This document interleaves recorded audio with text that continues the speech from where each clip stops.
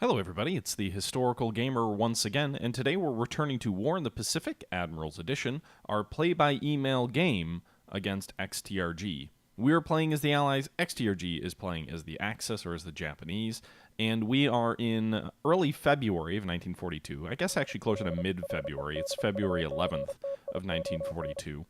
And I don't have a lot of updates over what happened last time. You know, the same kind of stuff is going on. The Battle of Changsha continues into its second or third week.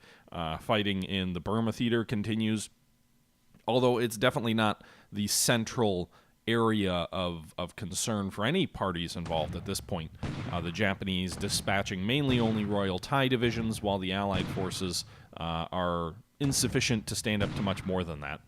The Japanese are bombarding Ambon, one of the key fortress bases of the Dutch East Indies, sort of in the eastern portion of the Dutch East Indies. They've also really taken the majority of Timor, and you can see here it looks like they're going to be landing at Dili, or at Dili, because they have battleships bombarding at Dili as well, which means they're looking to take the entire island of Timor, which will shut down the Arafura Sea and this entire northern sea stretch up here. May also give them an opportunity to land forces in northern Australia, although most of these bases aren't really worth much from a victory standpoint, and none of them are really directly connected in any sort of meaningful way to the heartland of Australia, really. There's no rail lines in there, and there's no triggers up in here of any reinforcements. As long as the Japanese stay, north of Brisbane, they don't trigger reinforcements. How the hell is it they can get all the way down here? That seems wrong.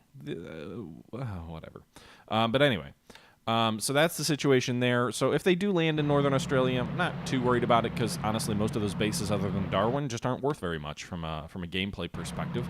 And honestly, I can just let them die on the vine and go for the flank and hit them in the Java Sea if I really want to. Meanwhile, other landings here in the South Pacific and also in the Dutch East Indies on Borneo. So the Japanese are continuing to land troops overland in various different bases. And continuing their advance in the early portion of 1942, as they have to if they want to have any real chance of winning a war. Although really in this game, it's more about postponing defeat than it is winning the war from the Japanese perspective. Uh-oh. The Lost NZ Ed 88 and Newhauser are going at it in the chat, arguing over rugby, hockey, and whatever. All right, so submarines detecting some patrol boats, or being detected by them, couldn't quite see. Japanese cruisers engaging some patrol boats. Where is this? Somewhere near the Philippines? I don't think my patrol boats have any fuel. I could be wrong. Oh god, that was loud. Like a G-Man, thanks for the bits. Appreciate the free money. Alright, so that was an inconclusive engagement. Yeah, it's just west of Bataan, it looks like. Oh, so he sent a cruiser squadron down there, or cruiser and destroyer group, so that means that he's probably going to prevent me from sneaking in more supplies to Bataan, I would assume, with my patrol boat.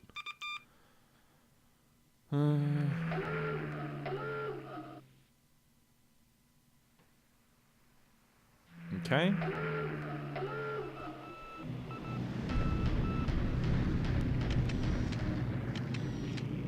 Alright, so a bunch of recon going on. More raids at Changsha. Whoop-de-fucking-do. I'd stop you if I wanted to. Alright. I mean, not really, because I can't stop them, but they don't really matter that much.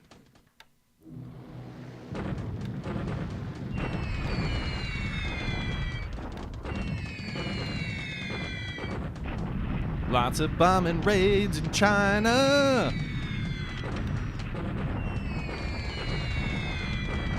That's a pretty big raid there. 42 Ki-21 Sallies going after Changsha, doing some serious damage to the runway. We don't have any planes there. Not doing much damage to anything else. He really wants to shut that runway down. Okay.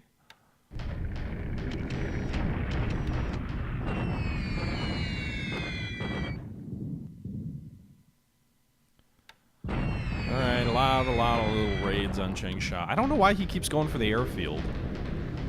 I'm assuming he's trying to hit the supply, because I think the way the game works is if you hit the supply dumps at the airfield, it will also impact the base's supply as a whole, but he's really not getting much in the way of any hits on the actual supply. It's all just on the runway. That one was, he got one hit there on supply. Airbase and runway hits, no supply but hits there. 57 Nates are escorting 8 Ki-32 Marys to Singapore. Flak is shooting at them. These raids seem to be mostly ineffectual.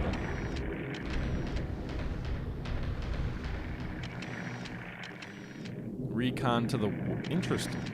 He's reconning our forces to the west of Changsha. We've got some troops along a rail line there, and he is he's doing some photo reconnaissance of those troops. Huh.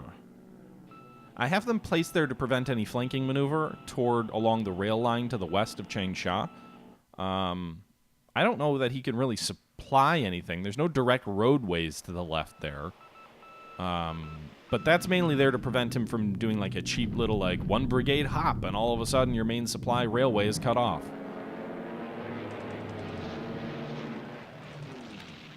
I kind of think about it in a very, you know, Grant Petersburg sort of a way, where if I was him and I was not wanting to attack a fixed fortified position, I'd try and find a way around it and try and flank it and cause them to stretch out their forces enough so that eventually the center of the line would either break or they'd have to let me go around their flank.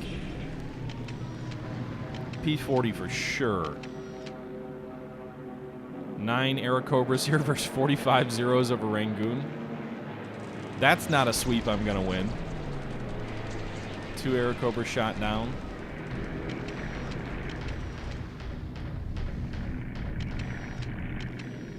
I mean, the P-39 might be good as a bomber killer, but I'll take my odds with a P-40.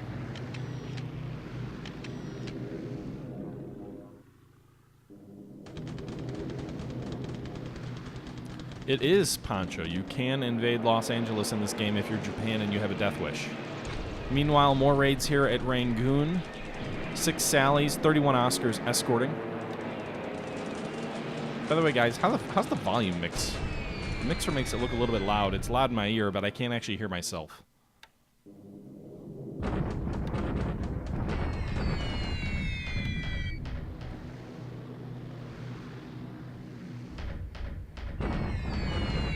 can turn the gain up on myself a little bit. Let me know if this ends up helping at all.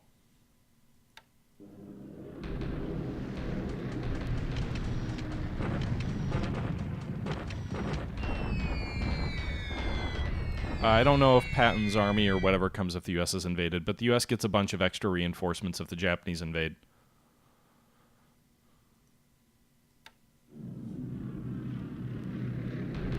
Same way if the Japanese make a serious play at like southern Australia where all the people live, Australia gets a bunch of extra reinforcements. Although in Australia's case, they all come in the Middle East and then you have to ship them to Australia, which by that point, if they're south of Brisbane, the odds of those troops showing up in time... I mean, they'll probably show up before all of Australia is killed, but not that much. The game runs until sometime in 46. I'm not sure exactly when, but it does run up to some point in time in 1946. I think it's like the spring of 46, like March or something like that, maybe April. Not 100% sure what the exact cutoff date is. So you can run the war a bit later than historical. Meanwhile, another Japanese bombardment attack at Wenkao. Doesn't accomplish much. Shock attack here southwest of Ningchang. We have nothing there, really. It's just a skeleton force there. So he did attack. We lost about 1,000 men. He lost about 60. You know, one of the problems I have with this game's modeling of ground combat is I know Newhouser got into a discussion with some folks over on XTRG's Discord about the realism element in this game. And I think it's fair to say they've made some concessions in the game in terms of realism to make it more playable, which is certainly understandable. And despite the fact that some people are very, very concerned about authentic simulation, every game does this to a certain extent, to some greater degree or another. And there it looks like Dilly's going to fall this turn too. But I think the piece that is the most problematic from this game being considered realistic in any way there's a discussion over how easy Japan can run over China. And that's something in the discussion, but the real problem with the modeling of China is not that Japan will beat China in almost any stand-up fight, because that would have historically happened. It's not just the logistical element that would prevent Japan from penetrating much further into China than it historically did, because that's definitely something to keep in mind. But what the real problem with the way the game models China is fundamentally the way it models land combat. And what I mean by that is if you launch an attack and you have overwhelming odds against the enemy and you launch a shock attack or a deliberate attack or whatever, very rarely are you going to win a battle but also suffer substantial casualties. You might suffer disruption, you might suffer fatigue, but that last battle was a perfect example. The Japanese attacked. They inflict 1,000 casualties on the enemy. The enemy only inflicts 61 casualties on the Japanese. 61 casualties in a 2-corps engagement is probably the number of men that would be accidentally hurt various ways in the attack. Not even like including any enemy fire. Even if you're overrunning the enemy, you'd probably lose a couple hundred folks in an engagement. And again, that gets back to the way that the land combat works is it doesn't give you realistic casualty outcomes. And so my argument isn't that Japan couldn't steamroll China. In theory, if they put all their resources behind it, they would beat China in most stand-up fights. But the two problems with that are, one, they couldn't get the troops everywhere they need to get them. Two, their logistics were a sieve, and there were enemy forces operating in their rear throughout the war. And three, even if they win a battle, if the game doesn't force them to lose 2,000 or 3,000 or 5,000 casualties in a major victory, even if the enemy loses 20,000, there's no realistic break on their ability to continue advancing because they don't lose enough to cause them to have to stop and delay and reconstitute their forces. They can just keep plowing on ahead because the only thing they suffer is disruption. And I think that's a major problem with the way the game models land combat. All right, let's jump back into the turn. All right, we are back. It is February 11th. This last turn was an interesting one. We lost 11 aircraft air-to-air. We're claiming the Japanese lost 7. We know we lost 5 Air Cobras over Rangoon. We lost 4 Dutch B339D Buffaloes over Palembang. And the Japanese are supposedly have lost 2 Dinas, 1 Lily, 1 Oscar, 1 Mary, 1 Jake, 1 Babs, and we lost another Buffalo and a Blenheim 4. Okay. In terms of pilots lost, we lost 4 pilots wounded in action. No one was actually killed, though, so that's a pretty good result.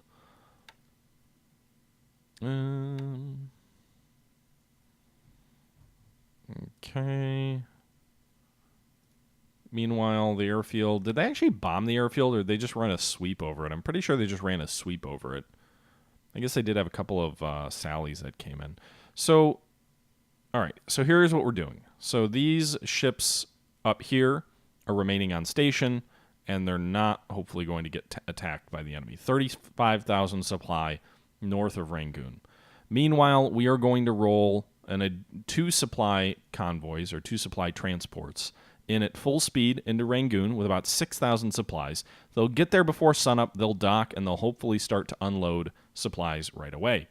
Then we will see what actually happens in terms of the Japanese. If they attack these guys, we'll be in port, or if they don't.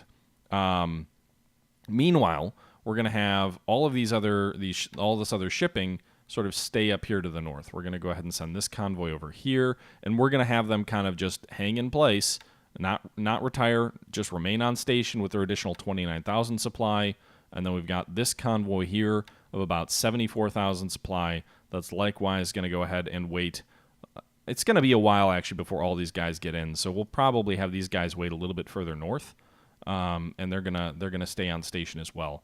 Now, I'm having these guys move a little bit further north because I think that's still safely out of Japanese bomber range. We can also put them under the cover of 48 Hurricanes in the event that the Japanese do venture that far north, while the other 2 convoys are going to be a little bit further south. Oh, look, and we've got another convoy coming in that is also going to be making a stop at Rangoon. Now, I don't think, and realistically, there's no way all these guys are going to get in, but we'll see how much we can move in and unload and and bring in terms of supplies. We could unload them in India, but I think the problem with that is India has a really good rail network all the way back to Karachi. We're bringing tons of fuel into Karachi, and we're allowing India to largely build its own supplies.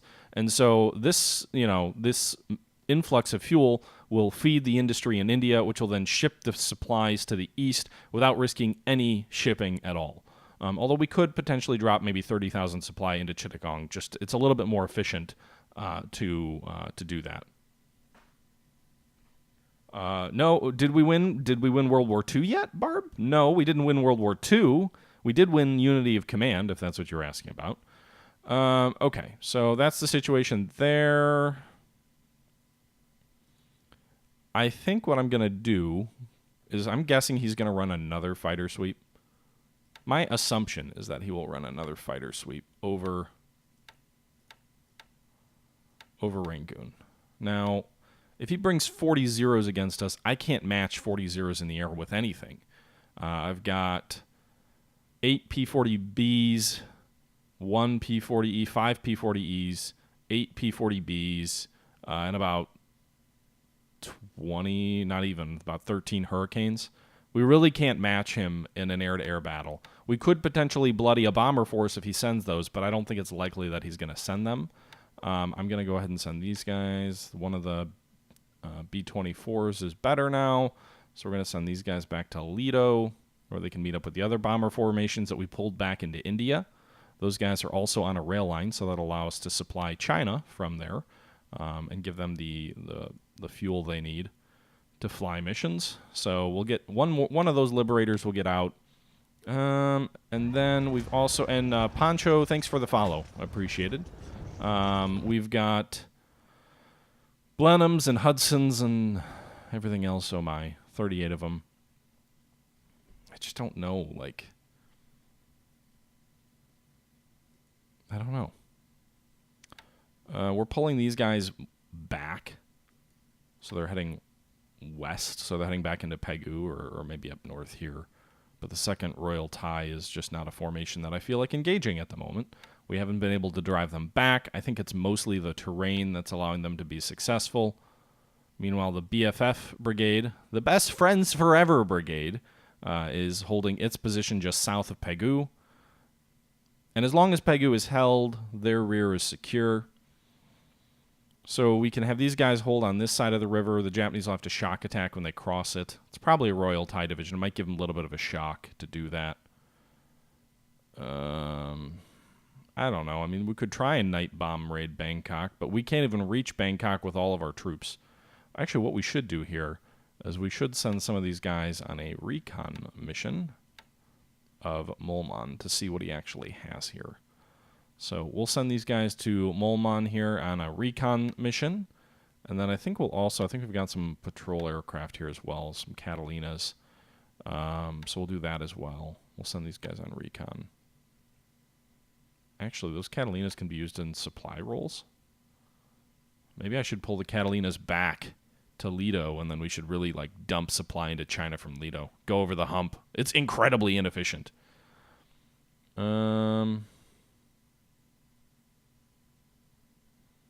Yeah, I don't want to get my my aircraft obliterated in one sort of a sweep type mission. I don't think that would work. I don't think that would play into our favor very well. The Flying Tigers in China are back up to 26 aircraft, by the way.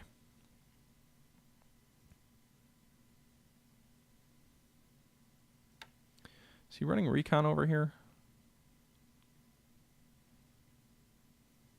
I'm kind of tempted to drop our Flying Tigers back down to Changthe and then run 26 Flying Tigers over Changsha for a single turn to try and bloody his bombers there.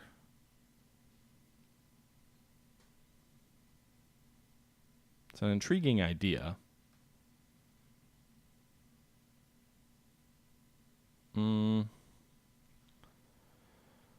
Okay.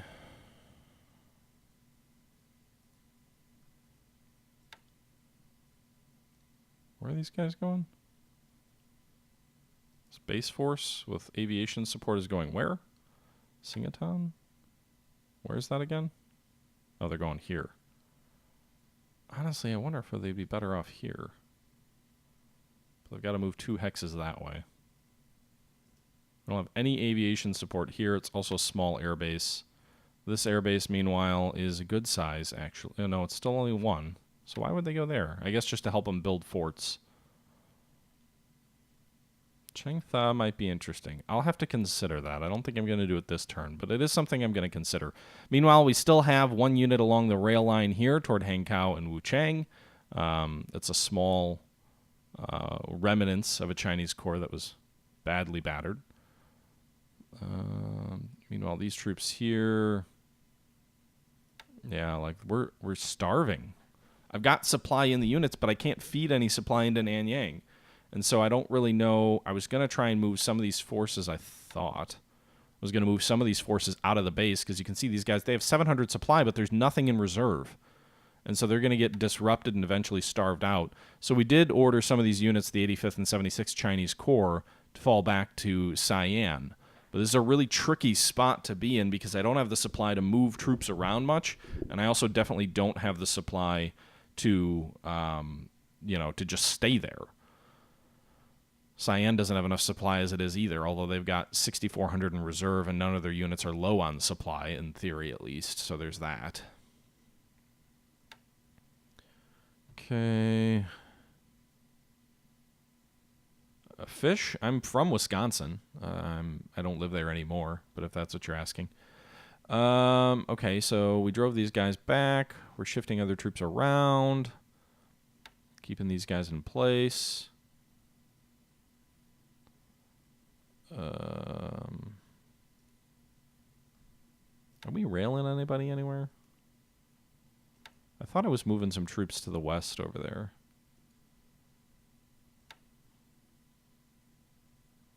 Just keep these guys in between bases.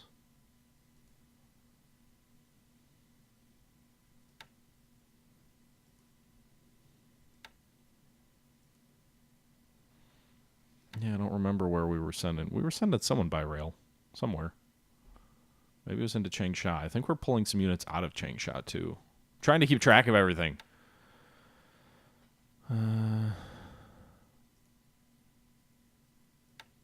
Yeah, we're moving some of these guys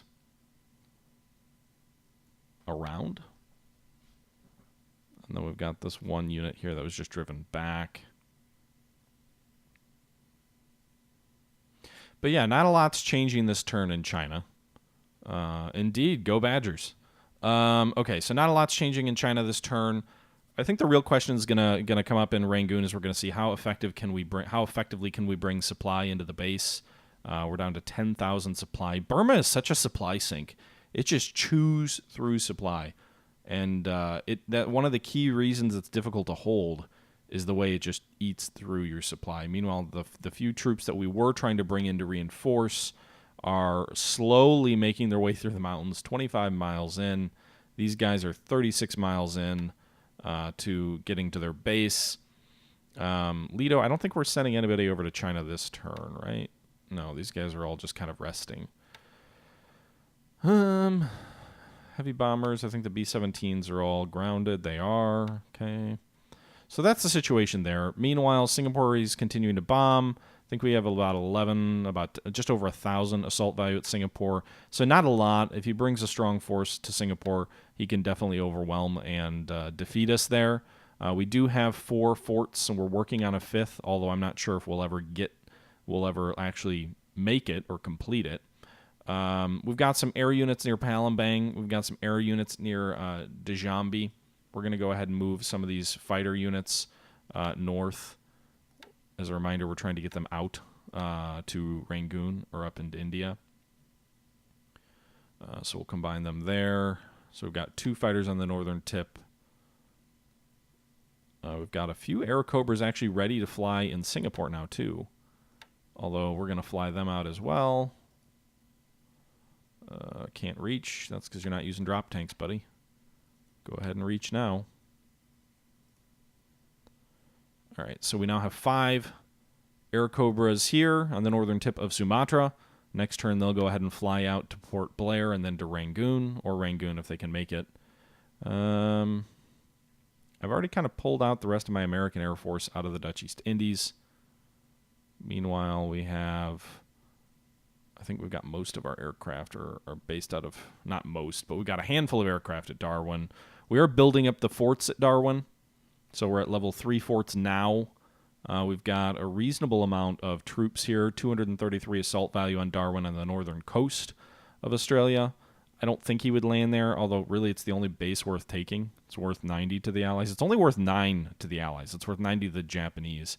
Broome and a couple other minor bases have forts that they're building, but these are just like small engineer detachments with no real infantry that are defending there. So if he made a serious play toward Broome or Port Hedland or Wyndham, is this where Wyndham Resorts comes from? If he made a serious effort at any of these bases, they'd all fall. It's just the reality of the situation. But that's fine. That's not my primary concern. Meanwhile, the two carriers here off of Sumatra finally met up. The Hermes now has fuel that they stripped away from, oh God, from the Indomitable. Where can you go? Can you return to Perth? No. Not enough fuel for that? Eek. Now you have enough fuel. Can these guys return to Perth? How much fuel do these guys have? Okay, so everybody can make it to Perth now. Excellent. Some of these destroyers and light cruisers suffered serious systems damage because they were just kind of floating around in the ocean for like 5 days with no fuel. But everybody can make it to Perth now. So we are going to go ahead and have these guys move south toward Perth. There should be a wide enough berth there. Berth and Perth, it rhymes. To avoid any Japanese air. And we can get these guys into port, replenish them down there, and then see what we want to do next down at the southern tip of Australia. So that's where those guys are headed. In that case, I don't need to send any fuel to the Coast Islands, so we won't even bother doing that. We'll just send these guys straight down to Perth, since we've got enough fuel for that. And, yeah, I don't want to send anyone back to Oosthaven, because he can bomb us into oblivion from there, and we can't unload any more oil there, so we're just going to have to accept that. The Meritus is also going to return to Perth, I think.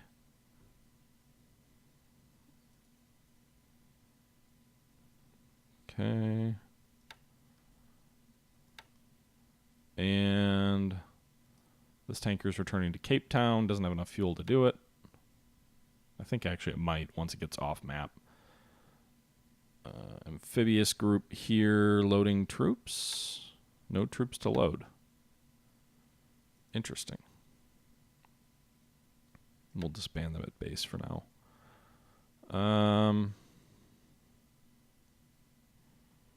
All right, so also we now have some battleships that have arrived at Cape Town.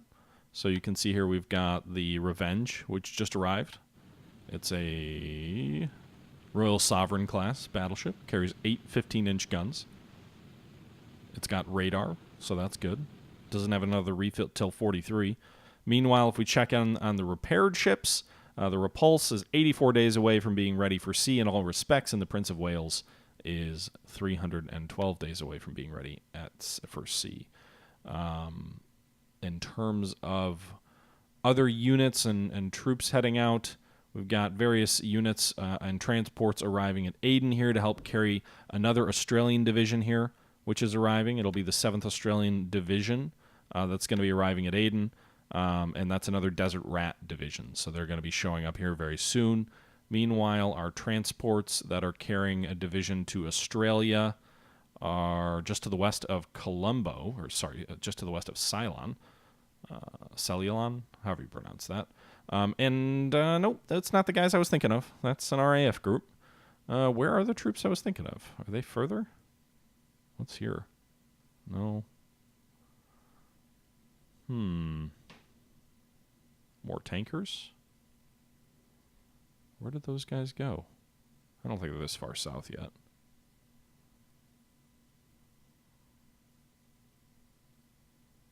Oh, here they are. So the 6th Australian Division is on its way to Perth here. It's just off the coast of India still, so well within our range. Don't bother. Thanks, Newhauser. Sea Lion. Really? It's Sea Lion? That's how you pronounce... Okay. Sea lion. All right. Interesting. Okay. Unloading fuel at Perth. 20,000 plus fuel is unloading here. Over 250,000. Oh, it's not that either. Sea ion? Sea lion? Sea ion? Whatever. I warned you. I warned you. I'm going to just try. Ceylon. Ceylon. Ha! Not lion. There's no I in there. Okay, got it. Anyway, over 250,000 or almost 250,000 fuel at Perth right now. We've got various tankers here at Melbourne with some that have just arrived. Although I think most of them are actually replenishment, not actual tankers. Go ahead and disband those. Our lovely carriers are making their goddamn slowest march ever to Perth. Just over here, 4 fleet carriers of the U.S. Navy. And I feel like by doing that, we're going to remove them from any action in the East. And so I'm kind of having second thoughts and may turn them right around and have them come back. It looks like he just landed some troops at Efate. I don't know how many, but he's obviously trying to build a ring here at New Hebrides, Espiritu Santos, New Caledonia. So building sort of a central base at which he can hit other targets with good airfields. I've got that kind of at Suva, and I'm trying to build some support at Vavau, or Vavavu. And I'm unloading troops here. We're unloading forces of the 2nd Marine Regiment, the 2nd USMC Parachute Battalion, and the 101st, not that 101st, U.S. Navy Base Force. So we're unloading those troops. We've got over 11,000 supply, and we've still got some troops on the transports. I don't think they're actually going to be able to unload everything because they don't have a level 1 port, or they do have a level 1 port, but trying to see here. Some of these things are probably too big to dock. Interestingly enough, the 2nd Marine Regiment is not. They can actually dock and unload their equipment. So here's what I'm going to do. I'm going to go ahead and I'm going to form a new task force. And we're going to do a transport task force. And we can dock. I'm trying to see what we can actually dock. Can these guys dock? 10,000 tons? I don't think so. 6,000 tons, these guys should be able to dock. They can't dock? Why? It's a 6,000 ton ship. How big's the harbor? It's got a level 1 port. Doesn't that go up to 8,000 tons? It goes up to 6,000 tons. What the fuck? All right, we'll start expanding the port. Get it to level 2 so I can unload these guys. I need supply there, too, by the way. We have no supply, but we are unloading some of it. Do I have any ships below 6,000 tons in this task force?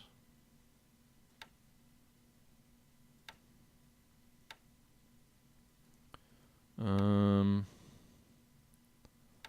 not sure if any of these guys... 6,200, of course. 7,300... 1,300, well, it's a destroyer, so it doesn't count. 10,000. 6,030. Oh, my God. Literally, they're designed just to be able to not dock. So stupid. Okay. So, anyway, they're going to have to do their best to expand the port capacity. Otherwise, these guys are going to be stuck here all day, never being able to unload. So, yeah. Should probably also move some... ASW their way. So we're going to go ahead and move this task force over here to Vavau to provide ASW support.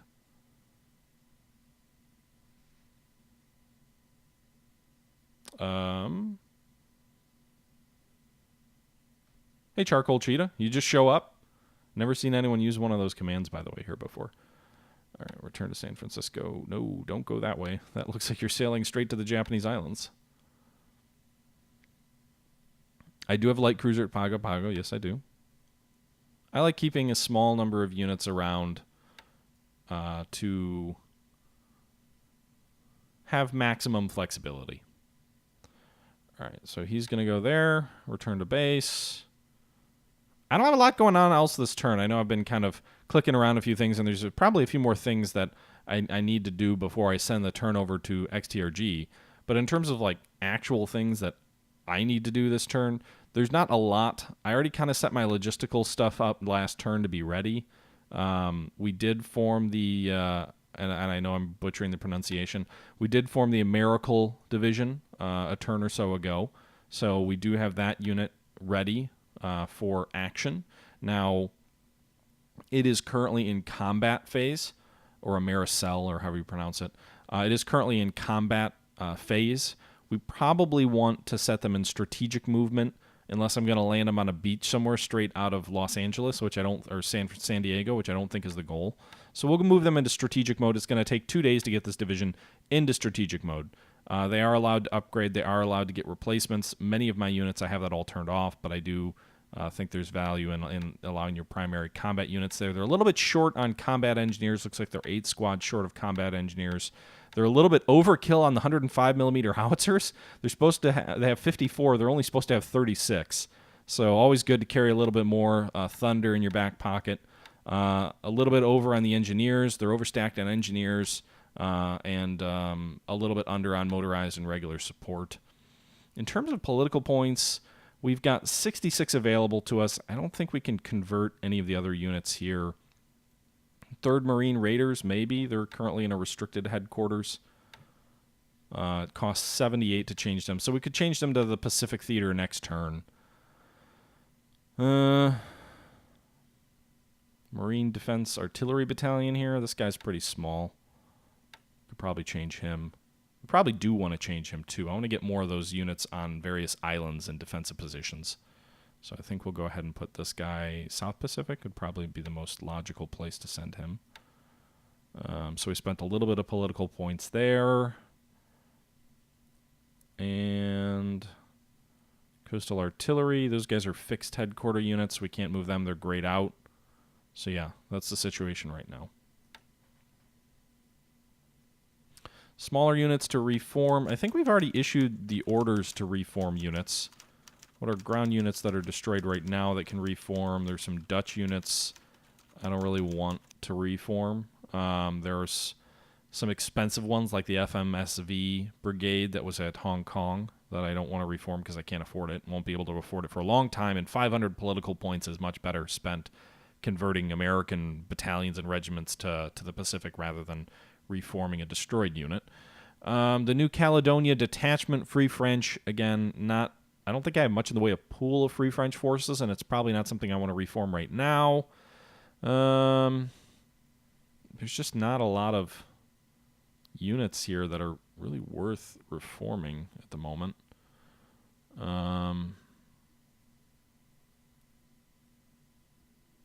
Yeah. I think I've already... I mean, the first Middlesex Battalion, maybe. They're... No, don't think so.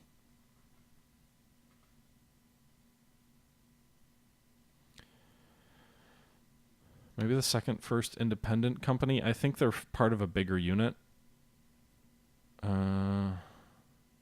Actually, no, they're not. I already reformed the guy that was part of a bigger unit. The Rifles of Canada.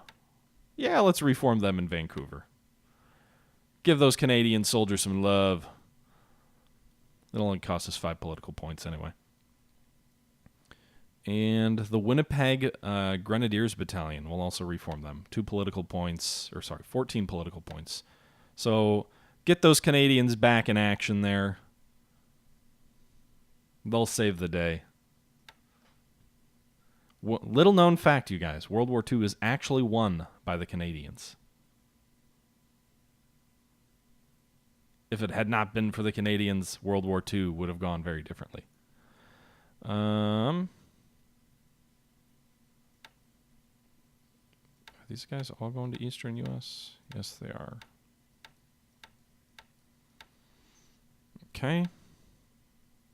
Berlin was taken by the Canadians. I don't think that's true. Okay, let's see here. Meanwhile, guys coming from off map. Those are all coming from different places. Those are coming from Australia. These guys are coming from the U.S. East Coast.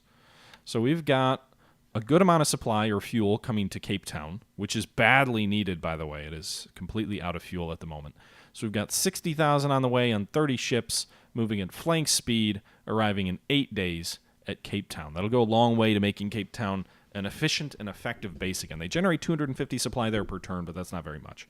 In addition to that, another 30, 45, almost 50,000, so about 110,000 fuel, all told, on the way there. And a lot of it is arriving, the biggest chunk is arriving in 8 days. The other guys are all arriving in over 2 weeks. Well, 1 unit in 10 days. But so we'll see that start to trickle in shortly, and that should help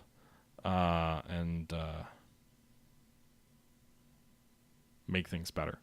But I don't have a lot else to share, guys. I'm not going to do any more attacking to these to Pegu. My troops are falling back there. I'm doing a little bit of recon over Molman.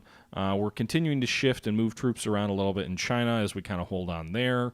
The Zeeman, the patrol craft Zeeman, is moving toward Bataan, but we know that there's Japanese light cruisers around here, so that might make it more difficult for them to get there. I suppose we could have them take a little bit more of a roundabout way, so we could send them north of Palawan and then try and approach from the other direction. This actually says they won't even have fuel to do that.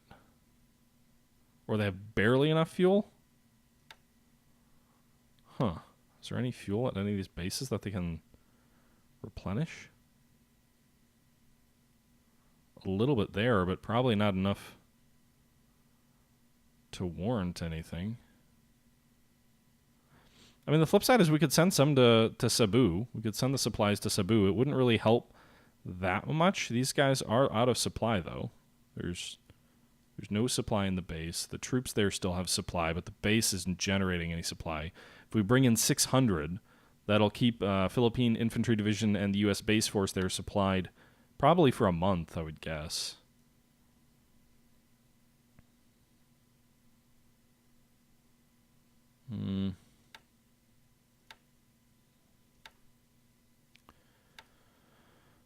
Well, I guess we'll just kind of keep them going this way. They probably, unless the Japanese sprint their troops into the Sulu Sea, they probably won't get engaged this turn anyway. Meanwhile, lots of shipping and all that jazz. The Snapper operating here. Really would love for a sub to put a torpedo in a battleship. That would be great. But I'm guessing those guys already moved on. But yeah, not a lot else going on this turn, guys. So I'm going to go ahead and wrap this up unless any of you have anything in particular that you'd like me to look into. Meanwhile, it looks like these Japanese troops are crossing the mountains. 2 Japanese units crossing the mountains to Port Moresby. I don't know what they have that's moving that way. They could definitely... There's definitely a risk they could take it, although crossing mountains probably would take some time. We've already got level 3 forts. We're working on level 4 forts. I'm working on getting some cargo ships up toward Townsville. They're going to load up some troops here that we have coming here. I think we're bringing another brigade in to reinforce Port Moresby. But, yeah. Charcoal, there are mods. I don't know if there's any fan-made scenario. Well, yeah, I guess in a way. There are alternative campaigns, I guess, is the way to describe it. What are the troops we currently have in Moresby?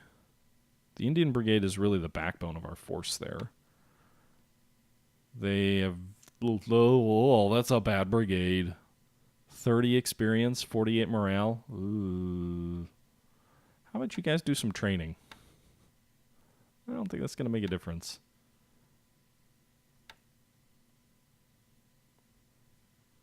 I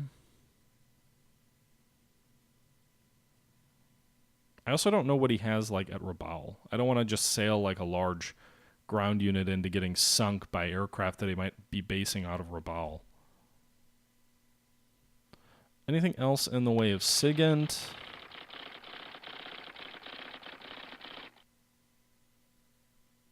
Alright, so he's got engineer regiments planning for an attack on Rangoon. That's not exactly news. Heavy artillery planning for an attack on Singapore. Again, no shit. He's already got troops there. Interesting. The I-66 Naval Guard Unit is planning for an attack on Suva, although I think he knows by now that a single Naval Guard unit is nowhere near enough to take Suva. But who knows? Maybe he will actually move on Suva with insufficient force. He may have also ordered them to do that a while ago and never rescinded the order. One other idea that is interesting is we saw a Japanese sub-tender that was moving toward Midway. An interesting idea last turn. So an interesting idea could be to form up a surface task force at Pearl and try and get up there and engage them. So we could form up like a heavy cruiser, a light cruiser, and maybe 4 destroyers and make a speed run up that way. I'm not sure if he's got aircraft based out of Midway, but we can probably avoid him, you know? Set max react to 6. Take a little bit of a wide berth to avoid being too close to Midway. And then if we don't detect any reconnaissance, we can maybe bombard Midway and see what it is that we can see. I don't know if we'd actually beat it there. I don't know how fast an AS is. Probably not super fast. I'd guess he's at least 3 turns away. I think we're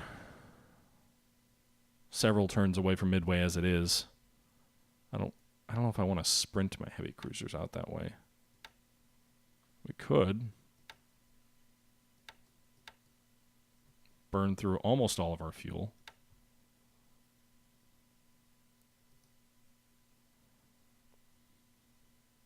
Use waypoints.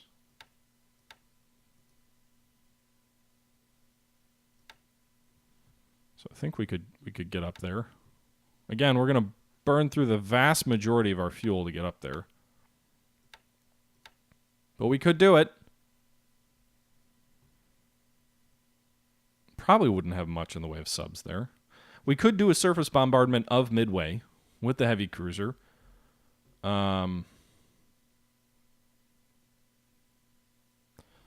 Also, I think the thing to keep in mind is that we would burn most of our fuel getting there, but there's no reason we can't move back at a more leisurely pace. So we could go flank speed for a day. I think that would get us into position, and then we could switch it over to slower speeds. We do have fleet oilers at Pearl if we need to, but I also don't want to send them up that way quite yet because I don't want to get them torpedoed if I don't have to risk the fleet oilers out of port.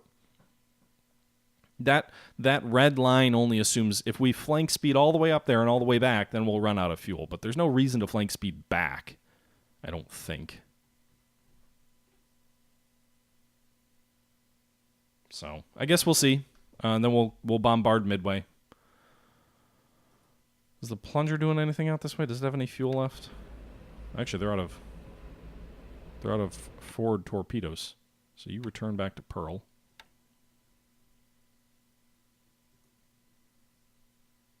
And then I want you to go to Midway. Must be a boring mission, sitting outside Midway all your life, but that's what you're going to do. All right. So that's the one substantial thing that I guess maybe we'll do this turn is a move of a cruiser force to the north of Midway. With that being said, guys, I think that's going to go ahead and wrap this episode up. A little bit of a lackadaisical episode, not a ton going on, but I hope you guys enjoyed it nonetheless. As always, this is the Historical Gamer saying thank you very much for watching, and until next time, I'm going to be signing out.